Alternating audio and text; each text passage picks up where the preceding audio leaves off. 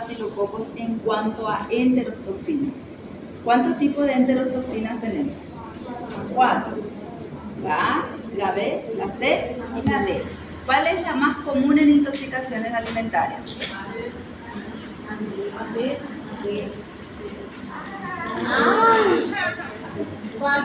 La A. La A. La C y la D, ¿dónde? La H. La D, shock tóxico, por consecuencia de una intoxicación alimentaria. ¿Puede ocurrir shock tóxico como consecuencia de una intoxicación? Dependiendo de la enfermedad de base del paciente. Epidermidis, ¿cuál es su principal factor de virulencia? Estafilococos, no estreptococos. Estafilococos epidermidis. ¿Cuál es su principal factor de virulencia? Slime. Limon, slime o biofilm es la misma cosa. Biofilm. ¿Qué tipo de patologías crea el Staphylococcus epidermidis? Endocarditis, que ya es una secuela. Pero ¿cuáles son las principales? Se adhieren a sondas, lo que significa que pueden causar infección en las vías urinarias. Se adhieren a prótesis, lo que significa que puede producir contaminación de heridas, infección de heridas. Se adhiere a válvulas, lo mismo, contaminación de heridas. Entonces, adhesión a sondas, catéteres, prótesis, agujas y por ende infectar heridas. Puede llegar a causar endocarditis. Staphylococcus saprophyticus. ¿Cuál es la principal patología causada por ella? Infección en las vías urinarias. ¿En quiénes? Mujeres sexualmente activas. Ni siquiera eso pudieron hacer.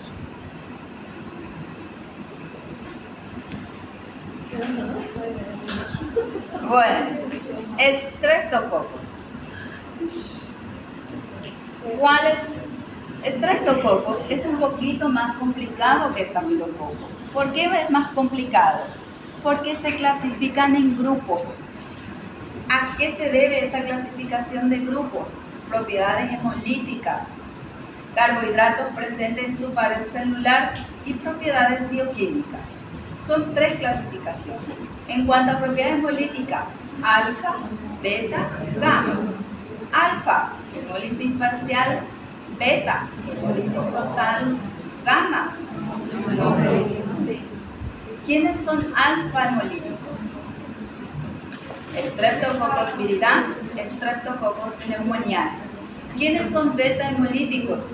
Biógenes agalactiae. ¿Quiénes no son hemolíticos? Los enterococos y los no enterococos, que son del grupo B. ¿Quién es no enterococo del grupo B? Streptococcus bovis. Bovis. Si yo les digo a ustedes, es una bacteria gram positiva dispuesta en cadena, alfa hemolítica, resistente a octoquina.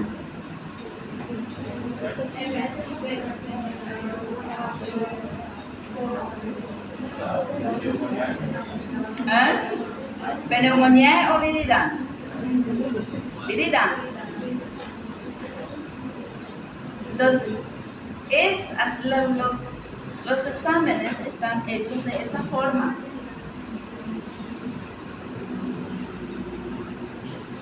Entonces, ¿qué tienen que saber? Característica general, las pruebas bioquímicas que se utilizan o las pruebas serológicas que se utilizan asociados a las sintomatologías.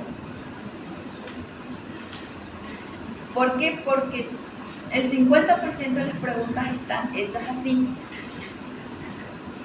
Entonces, esa es una introducción y después le pongo las sintomatologías. Cuando leyeron la mitad ya se olvidaron de lo que leyeron en la primera parte. Entonces, ¿qué tienen que ir haciendo? Ir marcando. ¿Quién es gram positiva que está alineado en forma de collar de perlas? Streptococcus. Si es alfa hemolítico, ¿quiénes son? Viridans y Pneumoniae. Octoquina, sensibilidad y resistencia. ¿Quién es sensible? Pneumoniae. ¿Quién es resistente? Viridans. Y ahí ya tienen la respuesta de la primera parte. Y a ese le asocian las sintomatologías.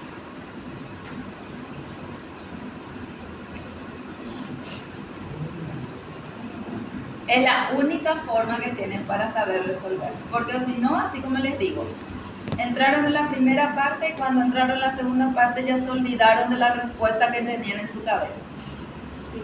Algunos marcan bien en primera, o sea que en la preliminar, y después su cerebro le traiciona y marcan la respuesta incorrecta.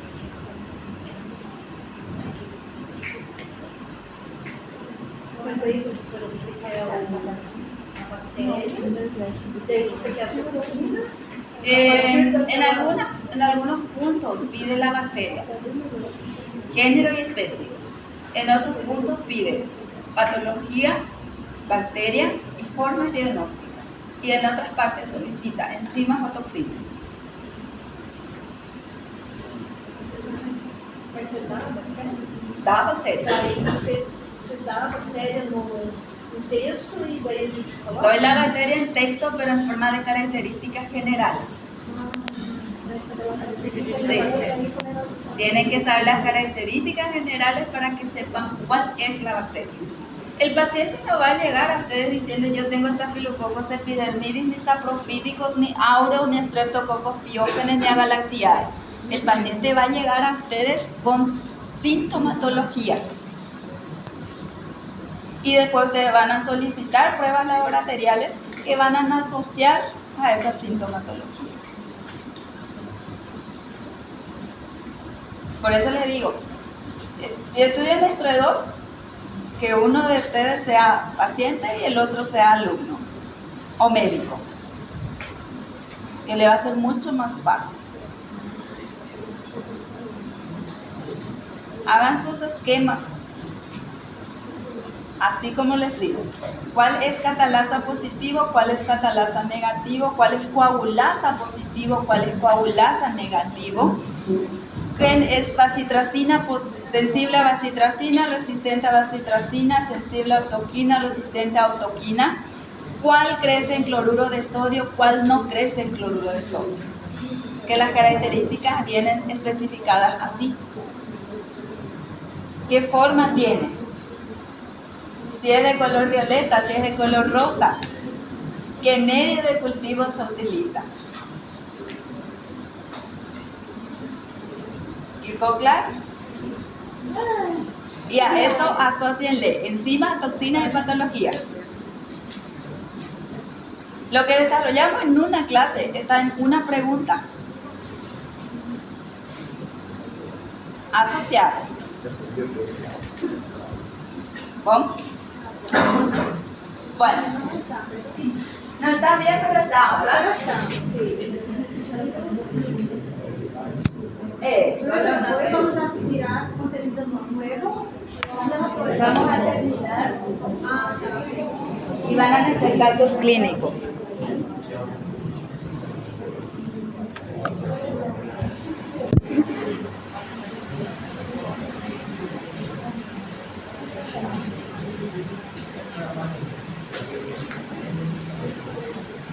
Les voy a mostrar algo que parece que no se dieron cuenta, que es extremadamente importante. Este esquema les habla de los microorganismos de los estreptococos. Si manejan este esquema, ya conocen todas las características generales y solamente tienen que ir asociándoles sintomatologías junto con las enzimas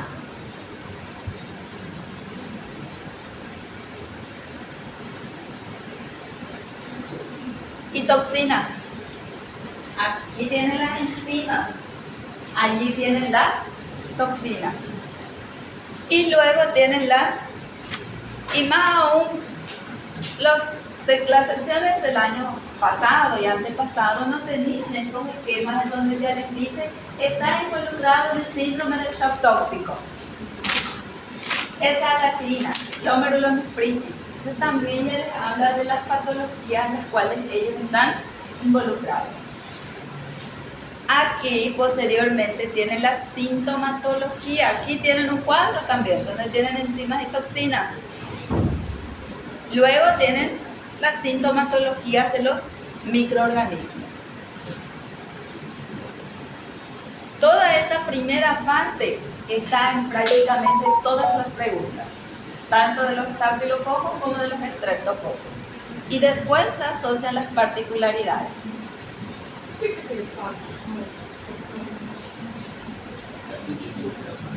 ¿Tú de Ginovo? ¿Esa o la anterior? La anterior. Aquí. Bueno, si yo les digo, son bacterias gram positivas dispuestas en cadena, ¿qué será? Cocos gram positivos dispuestos en cadena. Estreptococos. Dentro de los estreptococos tenemos los alfa hemolíticos, beta hemolíticos y gamma hemolíticos. ¿Quiénes son alfa hemolíticos? Streptococcus viridans y Streptococcus pneumoniae. ¿Quiénes son beta hemolíticos? Biógenes y Agalactiae. ¿Quiénes son no hemolíticos? Streptococcus bovis y Enterococcus. Ahí yo tengo la clasificación en grupos. Luego tenemos que diferenciar por especies. Para poder diferenciar por especies, yo utilizo para diferenciar a los alfa hemolíticos la prueba de sensibilidad autoquímica. Para diferenciar los beta hemolíticos, prueba de sensibilidad a bacitracina. Para diferenciar los no hemolíticos, crecimiento en cloruro de sodio. Si yo quiero diferenciar entre viridans y pneumoniae, entonces utilizo oxitocina y veo si es sensible o no a la autoquímica. ¿Quién es sensible? Pneumoniae. ¿Quién es resistente? Viridans. Entonces, si la pregunta dice, ¿es un coco gram positivo disalineados en forma de collar de perlas, resistente a octoquina y produce alfa hemólisis? Va a ser viridans. Entonces yo ya tengo ahí el microorganismo. ¿Qué patología puede causar viridans?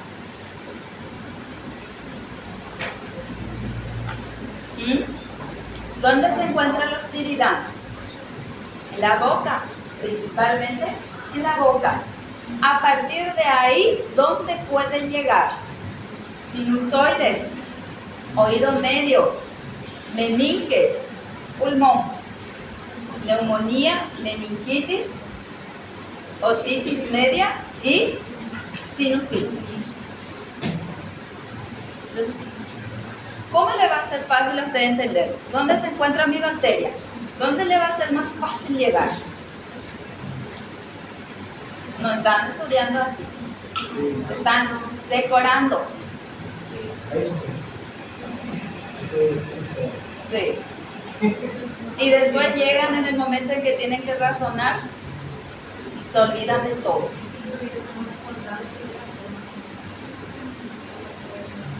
Entonces, por eso dice, en todos, cuando hablamos de microorganismos, dice, vive en la región orofaríngea, vive en las fosas nasales anteriores, vive en la zona intestinal, vive en la piel. A partir de ahí, ¿dónde van a llegar ellos?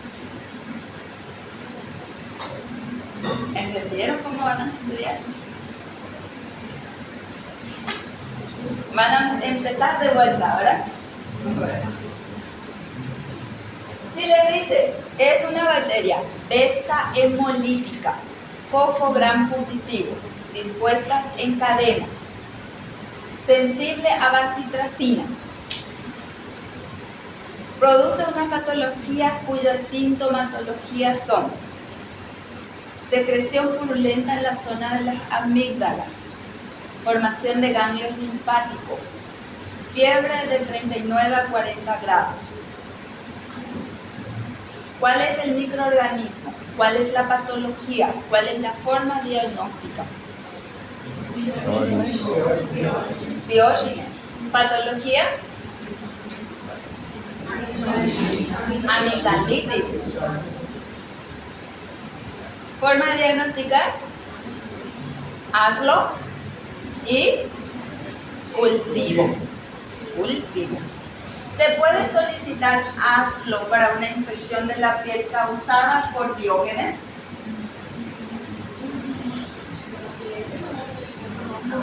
En la piel no.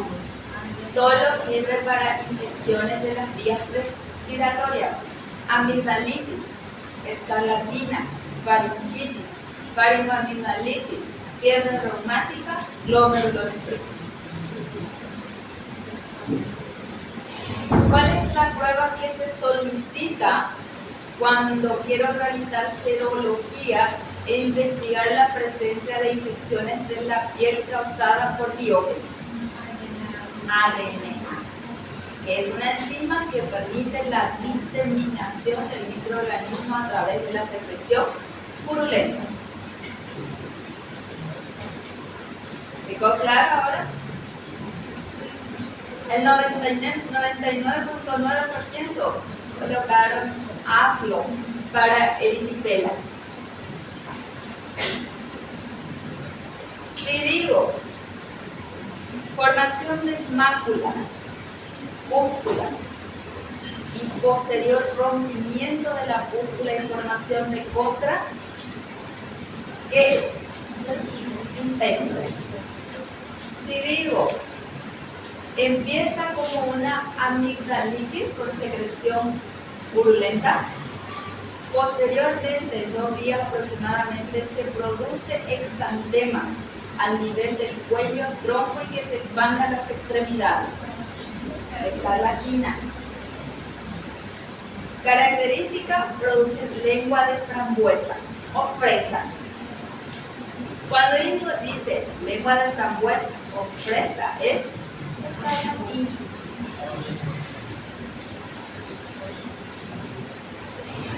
Si pongo formación de absceso con bordes bien delimitados, ¿qué es?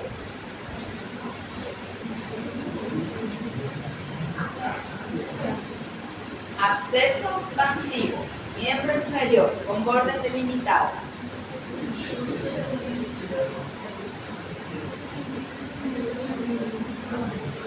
¿Celulitis tiene bordes delimitados? Celulitis no tiene bordes delimitados y abarca tejido subcutáneo. Si es superficial va a ser erisipela. Si es subcutáneo va a ser celulitis. Si es musculatura, fascitis necrosante. ¿Cuál es el menos grave? Vamos a ir por menos grave. Erisipela. Después, y por último, una erisipela puede desembocar a una bacteremia fácilmente. Fácilmente no, dependiendo de la enfermedad de base. Entonces, si te dice que tu paciente tiene diabetes mellitus, ahí sí. Entonces, ahí voy a tener. Si tiene enfermedad de base, va a ser más grave, va a llegar a bacteremia. Si no tiene enfermedad de base, no llega a bacteremia. Y esas cosas no diferencian. Entonces, si llega usted un paciente con erisipela, él tiene diabetes, él no tiene diabetes, ¿quién puede llegar a bacteremia? Él difícilmente. Celulitis, ¿puede llegar a bacteremia? Con más facilidad. ¿Y una fascitis necrosante? Fascitis necrosante. O nome tem que seguir essa área de evolução. O paciente pega, erisipela, depois você não vai precisamente. desenvolvendo assim, ou ligar para ele. Direto pegar a fascite necrosante. Puede, dependiendo de la puerta de entrada. Bueno, si ya tiene una abertura a nivel de musculatura, y si llega a introducirse la bacteria, ¿dónde va a llegar? Entonces, por eso siempre la gravedad del proceso depende de la puerta de entrada. Si yo tengo una herida a nivel superficial, va a llegar a un forúnculo, tal vez una erisipela, pero más difícilmente va a llegar a una fascitis necrosante. Pero si ya tiene un corte profundo, lo más fácil para él va a ser llegar a fascitis necrosante y a síndrome del shock séptico. Bueno. ¿Preguntas?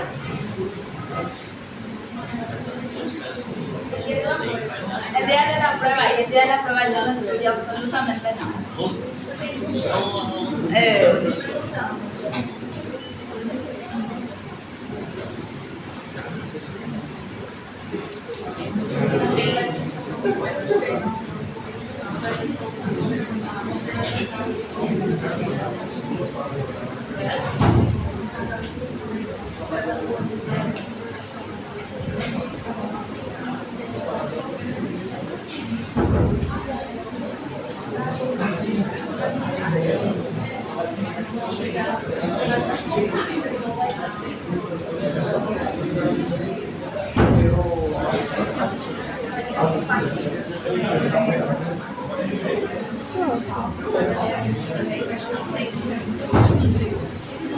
Bueno, silencio.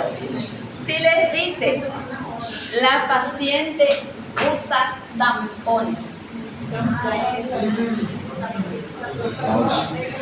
¿Es estreptocócica o estafilocócica? Estafilocócica. Ningún alumno pudo contestar. ¿Cómo? ¿No acertaron eso? Solo no assistindo sua aula. Sí, verdad. Lo más De tampones. Y al decir tampones, te lleva a una cosa directamente. Y no puedes confundir estrepto con estáfilo, porque estrepto tiene puerta de entrada a cualquier zona. Y estáfilo es lo más común por tampones. No significa que sea la única, pero es lo más común. Entonces, Staphylococcus aureus. Me pusieron Streptococcus epidermidis. Sí, perdón. Epidermidis, ni siquiera pusieron piógeno, no, que Streptococcus epidermidis. que viene la piel. ¿Existe? Cero la asociación. ¿Existe Streptococcus epidermidis? No.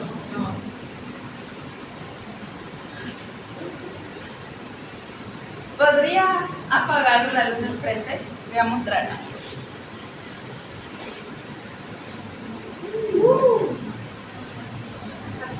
Bueno, ¿qué es? Fascitis necrosante.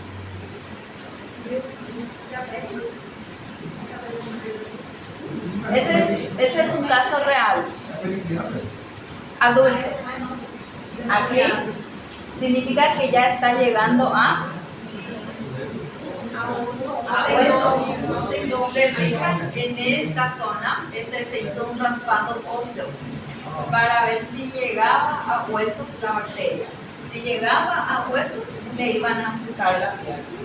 No llegó a huesos. Una depilación. ¿Qué? No se puede depilar. Sí, después de eso se desgridó completamente. La persona quedó sin musculatura en la zona de la pierna. Quedó solamente piel y hueso. Se hizo injerto, pero todo lo injerto que se le hizo rechazó.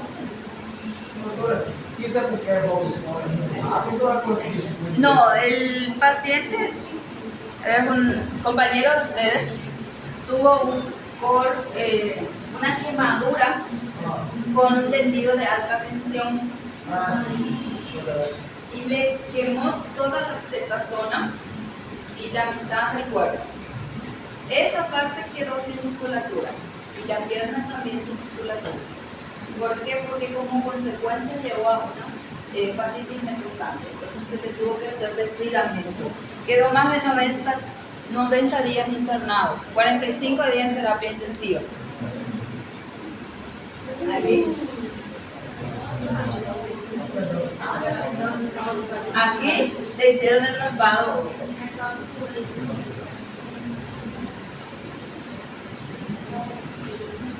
Bueno, entonces ustedes van a tener casos así.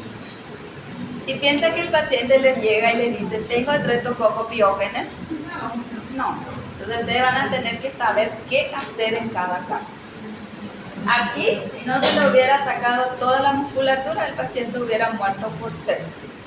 En realidad él llegó a un síndrome séptico, pero porque estaba bien con Dios se salvó, ¿verdad?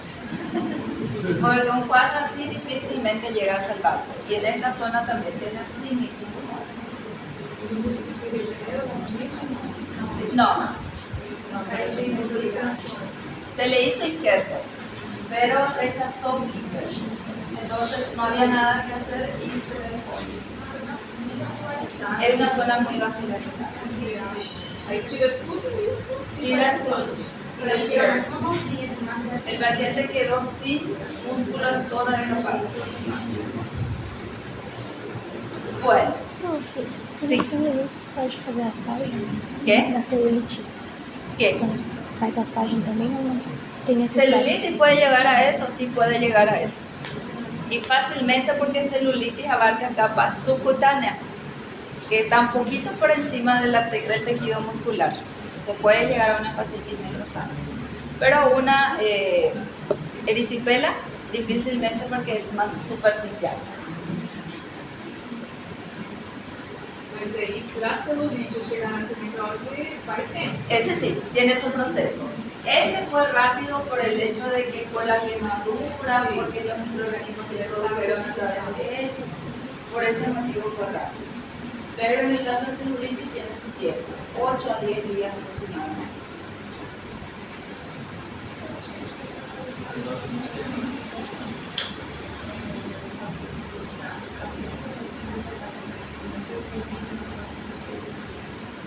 Bueno, ven este esquema.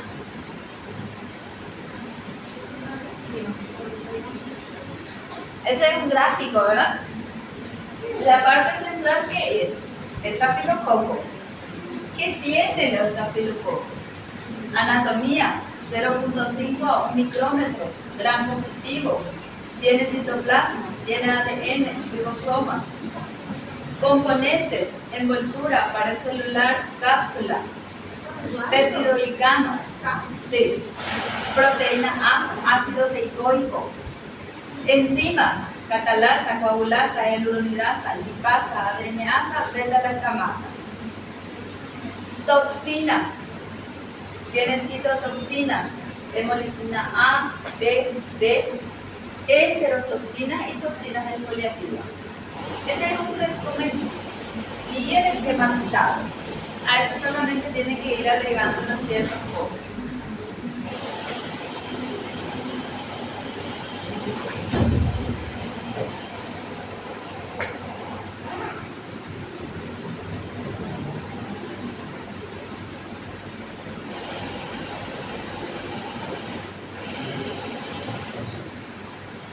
El síndrome del shock tóxico estreptocócico. ¿Cuál es la toxina involucrada en el proceso?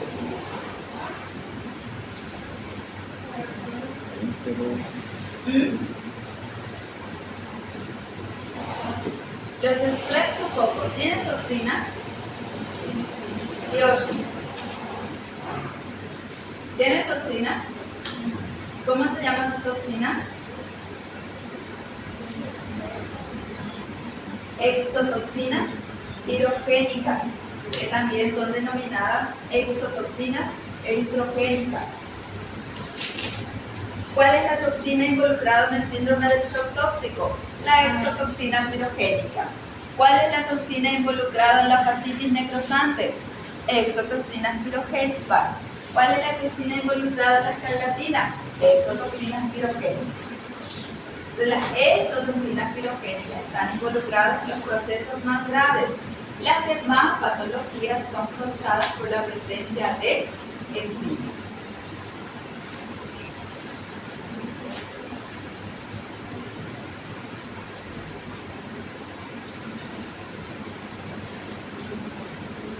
Infecciones postestreptocócicas, ¿cuáles son? Fiebre reumática y glomerulonefritis. ¿Por qué se desenvuelve la fiebre reumática? ¿Qué lleva al desarrollo, al desenvolvimiento de la fiebre reumática?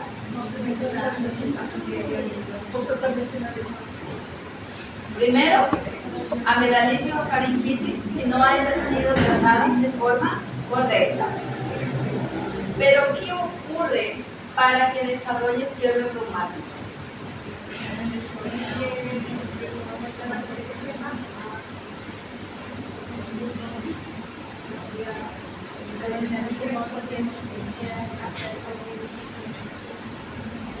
Genera respuesta autoinmune porque afecta al sistema de complemento. ¿Quién está involucrado en el proceso? La proteína M. La proteína M produce reacción cruzada con tejido humano. Si es fiebre reumática, hay reacción cruzada con tejido cardíaco. Si es glomerulonefritis, reacción cruzada con tejido glomerular. O sea, hay una reacción cruzada. ¿Quién está involucrado en el proceso? Proteína M. Y ahí se desarrollan las dos enfermedades autoinmunes, fiebre reumática y glomerulonefritis. Y el principal factor de virulencia del diógeno es la proteína M. Los otros.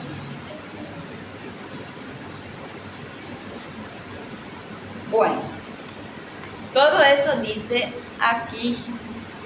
No necesita ni siquiera leer el libro.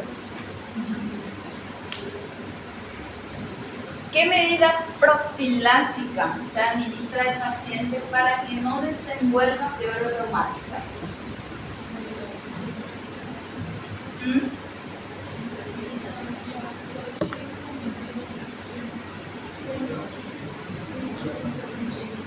El tratamiento es con penicilina, pero ¿qué además se le administra al paciente?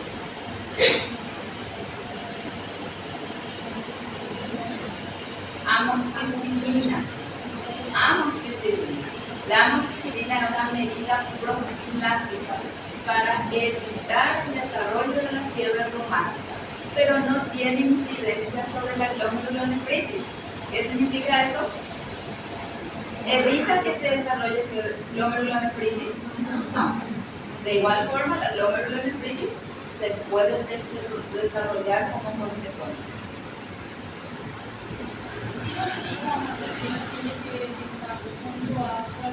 Hoy en día sí o sí, porque la amoxicilina cicloburonato hoy en día ya no sirve. Anteriormente era solo amoxicilina, pero hoy en día sí o sí. Para todos, para todos. La amoxicilina sola hoy en día solo se utiliza en niños. Adultos, prácticamente el 90% de los casos se utiliza con clavulonato, porque por las pruebas de resistencia a antibióticos se ha visto que tiene alta resistencia.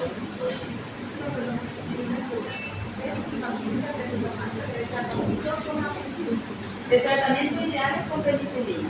Si es alérgico a la penicilina, se recomienda ceftriaxona. Y si es alérgico a la penicilina, no se puede usar amoxicilina. Se tiene que utilizar un macrolído que es la acitromicina.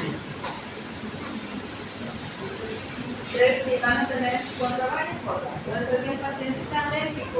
Si es alérgico a la ministra penicilina, el paciente puede morir como consecuencia. Entonces van a tener que ver todos esos detalles.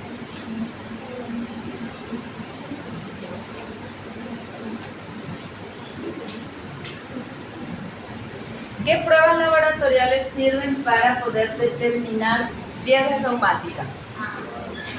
Asco, principalmente. Además de ello,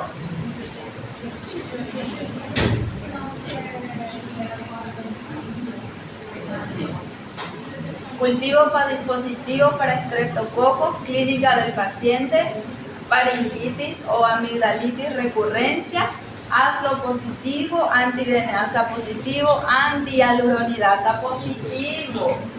Ven aquí. Se apagó, no aguantó la presión. No aguantó la presión. Bueno. Vai ser assim na prova. A gente também vai aguentar tomar fácil. Dos infartos nessa hora.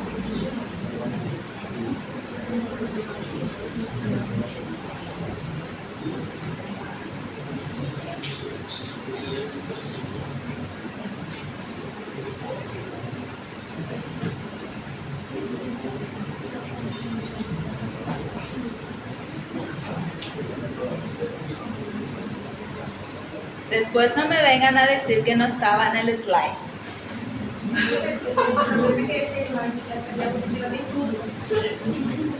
Você não deu essa matéria. Ese nosotros nos dimos, no sé de dónde sacó la profe, ¿verdad?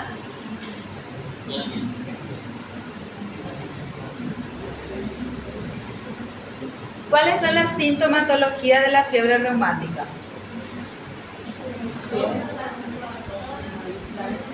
Dolor en las articulaciones.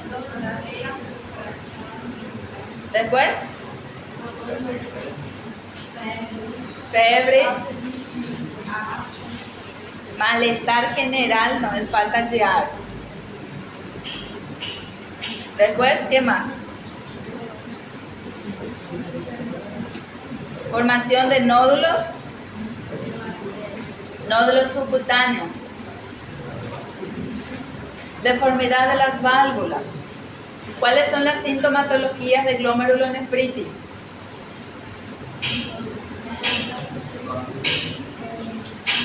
Edema, hipotensión, proteinuria,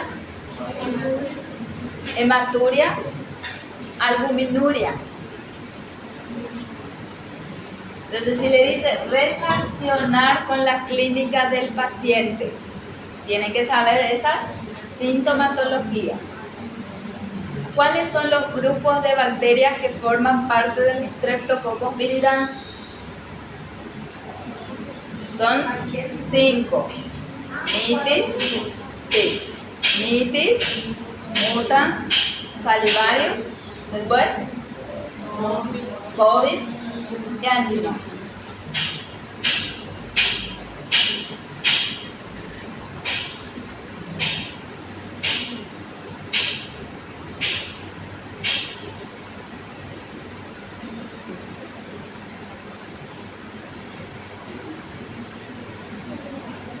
¿Cómo se llama? ¿Cuál es su característica? Inicialmente, mácula, pústula, después, erosión de la pústula y formación de costras. ¿Qué es? Erisipela. Tiene bordes delimitados y abarca el tejido cutáneo, superficial. Eu coloquei a imagem na prova para a gente dar o diagnóstico. No, pero si ustedes tienen la imagen ya es más fácil relacionar. Mas a gente só vai atender o paciente vendo ele. Aí eu coloquei cursor. Se eu tinha caso do clínico, né? A gente não é médico cego. En el examen van a ser médicos ciegos. ¿Qué